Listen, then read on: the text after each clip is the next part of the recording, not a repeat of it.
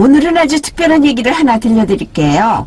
아파트 경비실에서 벌어진 일인데요. 어쩌면 여러분 아파트에서도 일어날 수 있는 이야기입니다. 보이스피싱이라고 하면은 남의 일 같지만요. 막상 당하는 순간에는 누구나 당황하게 되거든요. 특히 가족 걱정에 마음이 약해지는 순간 말이죠. 얘기를 본격적으로 시작하기 전에 잠깐 구독과 좋아요. 여러분의 작은 클릭 하나가 이런 마음 올리는 얘기들을 계속 이어갈 수 있게 합니다. 그리고 오늘 얘기를 들으시면서 떠오르는 분이 계시다면요. 댓글로 그 마음을 나눠주세요. 우리의 따뜻한 말 한마디가 누군가의 하루를 바꿀 수 있으니까요. 저는 김만수입니다. 올해 62살이고요. 김포 신도시 한 아파트에서 경비원으로 일하고 있습니다. 정년 퇴직 후에 이 일을 시작한 지 벌써 3년째가 되네요. 2025년 늦가을 새벽 6시 교대 근무를 마치고 경비실 작은 TV 앞에 앉아 뉴스를 보고 있었어요. 아침 일찍부터 나오는 뉴스를 보면 세상이 참 각박하다는 생각이 듭니다. 그날도 마찬가지였죠.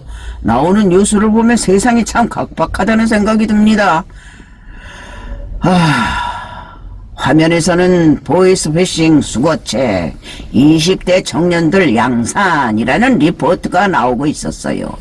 젊은 청년이 수갑을 차고 들어가는 모습을 보니까 정말 안타까웠습니다. 참말로 젊은 것들이 별짓을 다 하는구만. 혀를 차면서 중얼거렸죠. 제가 젊을 때는 이런 일이 없었는데 말이에요. 아침 7시가 돼야 출근하는 입주민들이 로비를 지나기 시작했습니다. 하지만 대부분 저를 못 본 척 지나갔어요.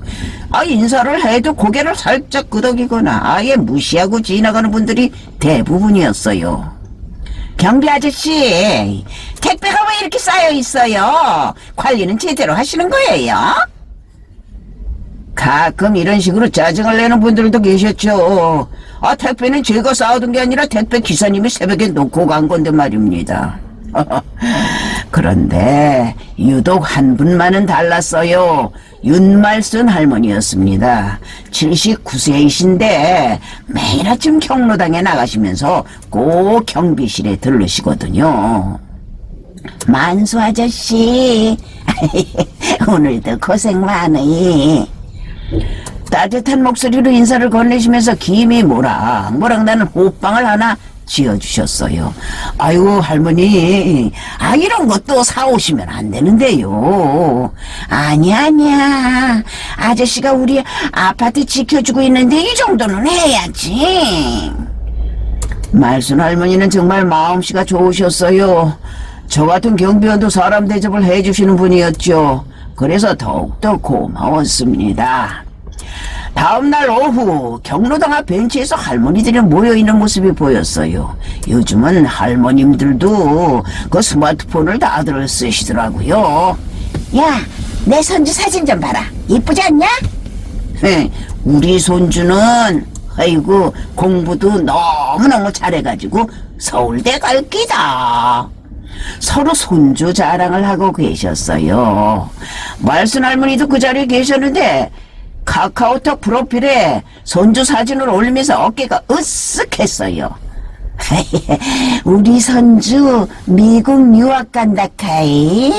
아이고 똑똑하기도 해라 우리 손주. 자랑하시는 모습이 정말 보기 좋았습니다. 손주에 대한 사랑이 그대로 느껴졌거든요. 그런데 그날 저녁 이상한 일이 벌어졌습니다. 제가 순찰을 돌다가 말순 할머니 댁 앞을 지나가는데 그 안에서 그냥 다급한 목소리가 들렸어요. 무슨 소리예요? 우리 손주가요? 할머니 목소리가 떨리고 있었어요. 뭔가 심상치 않았죠. 잠시 후 복도로 나온 말순 할머니를 봤는데 얼굴이 하얗게 질려 있었어요. 손도 심하게 떨리고 계셨습니다. 할머니, 괜찮으세요? 무슨 일이 있으신가요? 아니야. 괜찮아. 하지만 괜찮아 보이질 않았어요. 뭔가 큰 충격을 받으신 것 같았거든요. 그 전화 내용을 나중에 알았지만 이런 내용이었어요.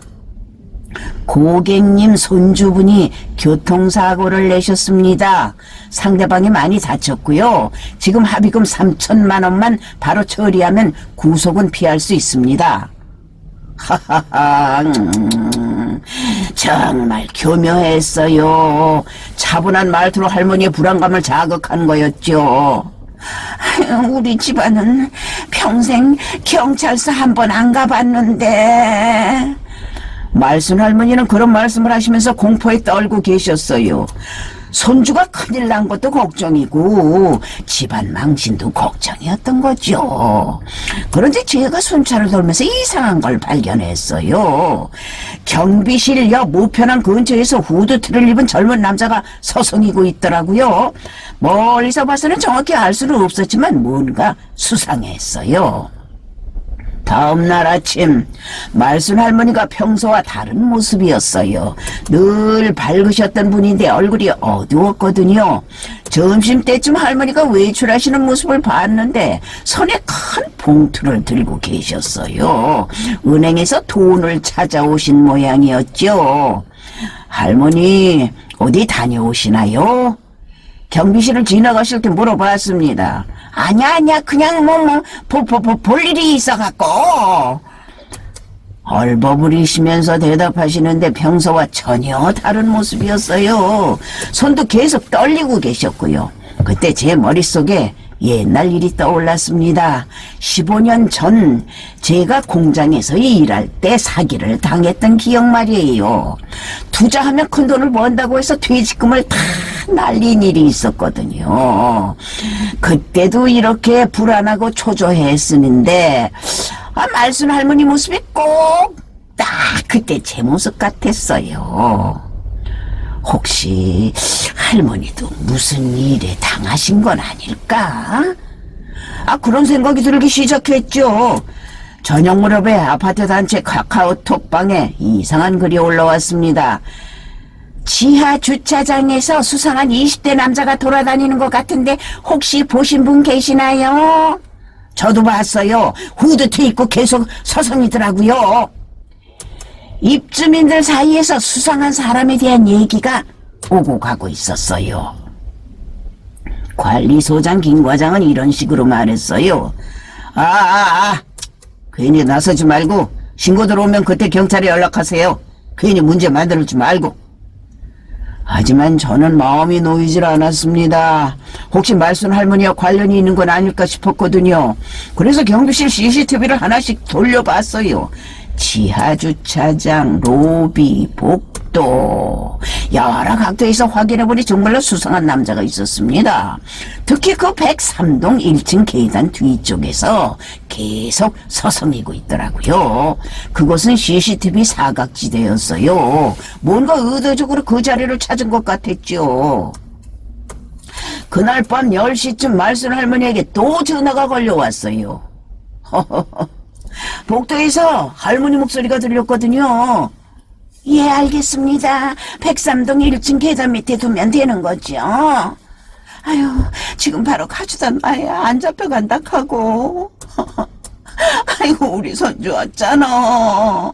할머니가 울먹거리셨습니다. 아이고, 이거 어떡하면 좋지? 그 순간 모든 퍼즐이 맞춰졌습니다. 수상한 남자가 서성이던 곳이 바로 그 장소였거든요. 제가 급하게 또 103동으로 향해 갔습니다. 뭔가 큰일이 벌어지려는 느낌이었거든요. 2번씩이나 계단 입구에 도착했을 때 말순 어머니가 글쎄 커다란 봉투를 들고 계단 아래로 내려가고 있었어요. 손이 아주 그냥 심하게 떨리고 계셨죠.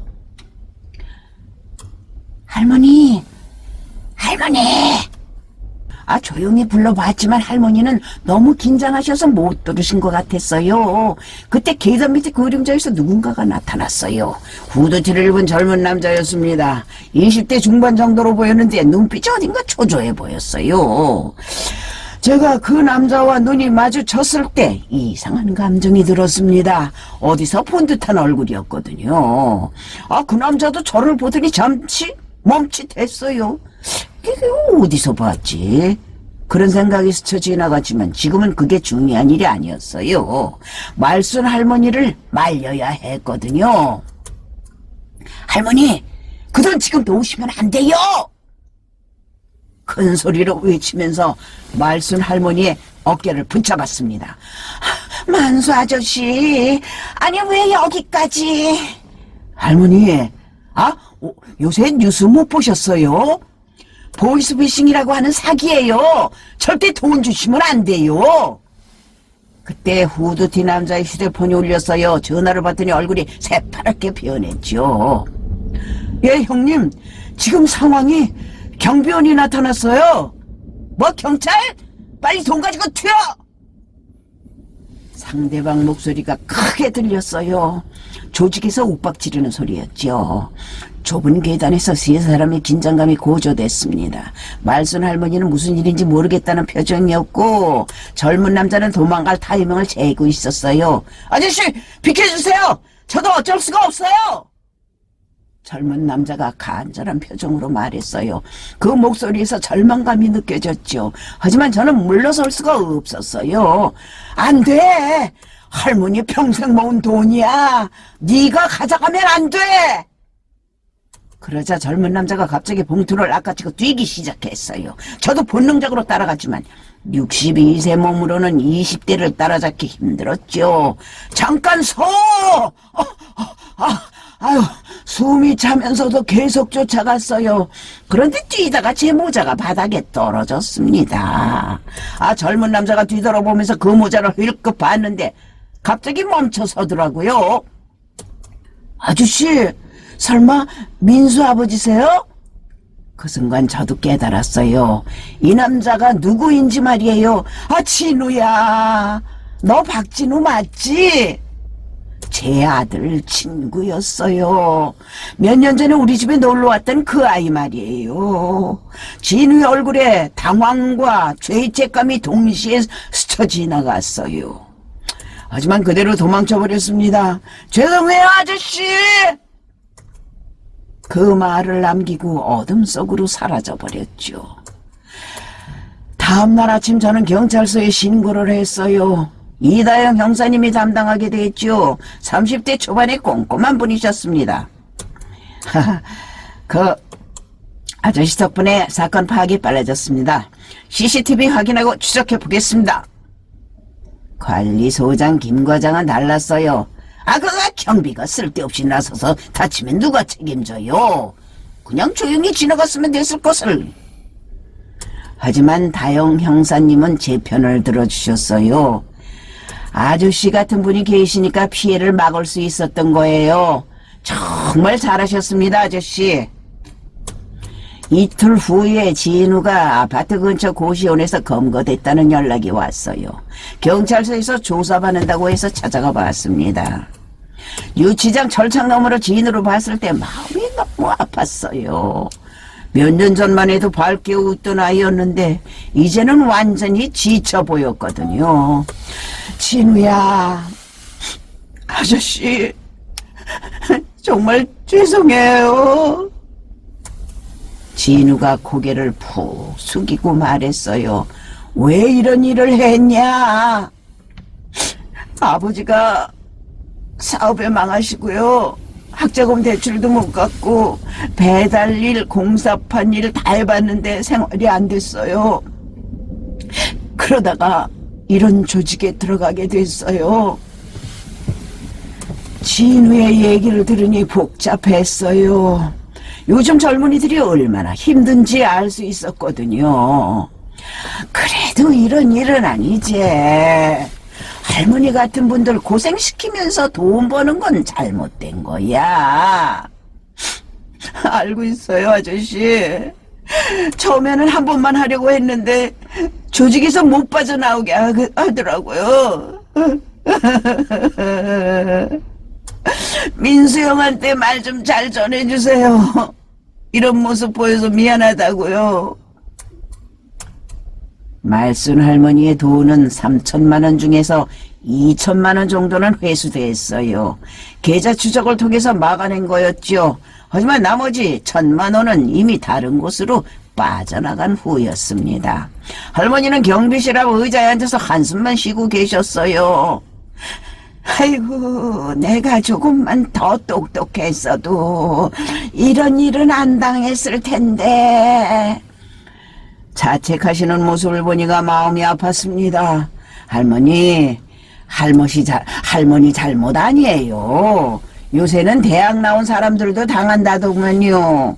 그냥 너무 혼자 계셔서 그런 거지요. 그래도 아저씨가 막아줘서 다행이었어. 만약 아저씨가 없었으면은. 말순 할머니가 제 손을 꼭 잡으셨습니다. 며칠 후에 아파트 입주민 단톡방에는 소문이 퍼졌어요. 우리 경비 아저씨가 보이스피싱 막아줬다더라. 정말요? 아이고, 대단하시다. 평소에는 인사도 안 했는데, 정말 생각할수록 미안하네요. 그 이후로 몇몇 주민들이 인사를 해주기 시작했습니다. 이게 전에는 없던 일이었죠. 그리고 일주일 후에 아침 말순 할머니가 다시 호빵 봉지를 들고 경비실을 찾아오셨어요. 조심스럽게 책상 위에 올려놓으시면서 말씀하셨죠. 그때 손잡아줘서 정말 고마웠어요. 아저씨 덕분에 나 완전히 무너지진 않았어요. 할머니 괜찮으시죠? 손주분한테 연락해 보시고 안심하셨어요? 그래요. 미국에서 멀쩡히 공부 잘하고 있더라고. 그런 일 전혀 없었다고 하더만. 할머니가 밝게 웃으시는 모습을 보니까 저도 기분이 좋아졌습니다. 연말이 되어 첫눈이 내리는 날이었어요. 그날 오후에 뜻밖의 손님이 왔습니다. 제 아들 민수였어요. 아버지, 안녕하세요. 오, 민수야. 아이고, 갑자기 네가 웬일이냐? 진우 일 뉴스로 봤어요. 그 친구 힘든 거 알면서도 저는 모른 척 했던 것 같아서요. 민수가 미안하다는 표정으로 말했어요. 경비실 의자에 앉아서 컵라면과 캔커피를 나눠 마시면서 이야기를 나눴습니다. 아버지, 진우가 왜 그런 일을 하게 됐는지 알고 계시죠? 그래, 들었어. 참 안타까운 일이다. 요즘 젊은 사람들 정말 힘들어요. 저도 직장 다니면서 항상 느끼는데요. 집값은 오르고 월급은 안 오르고. 민수가 한숨을 쉬면서 말했습니다. 네 친구도 그리고 너도 다들 힘든 세상 사는 거 아버지가 왜 모르겠냐. 그래도 사람은 선을 넘으면 안 된다. 그 선이 누군가 인생을 망치는 선이요. 예, 맞아요, 아버지. 아버지 말씀이 맞아요. 민수가 고개를 끄덕이면서 말했어요. 아버진 늘 거기 지키고 계시네요. 경비원이 아니고 그냥 사람들 인생 지키는 사람 같아요.